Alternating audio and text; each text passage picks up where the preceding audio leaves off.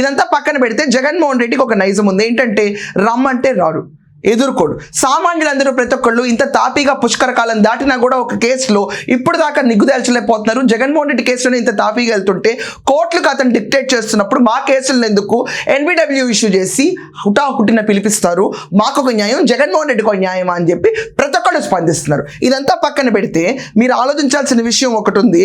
జగన్మోహన్ రెడ్డి కేసులో మనం అబ్జర్వ్ చేస్తే ముఖ్యమంత్రిగా ఉన్నంత కాలం చాలా ఖర్చు అవుతుంది, నేను రాను, కానీ యాత్రలు, ఓదార్పు యాత్రలు, ఆఖరికి సింగయ్యకి నాగమల్లేశ్వర విగ్రహం వేయడానికి వెళ్ళడానికి మాత్రం ఖచ్చితంగా ఎంత ఖర్చు అయినా పర్లేదు, ఒక బెట్టింగ్ రైడ్ విగ్రహం దండేయడానికి మాత్రం వెళ్ళిపోతాడు, కానీ కోర్టుకు మాత్రం వెళ్ళడానికి ఖర్చుతో కూడిన పని కాబట్టి రాడు.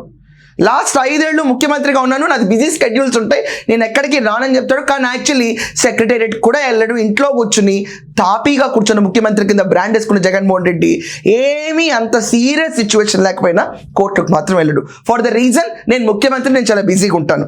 తర్వాత వచ్చిన రీజన్ నేను వస్తే చాలా ఖర్చు అయిపోతుంది, ప్రోటోకాల్కి విషయాలు వగేరా వగేరా.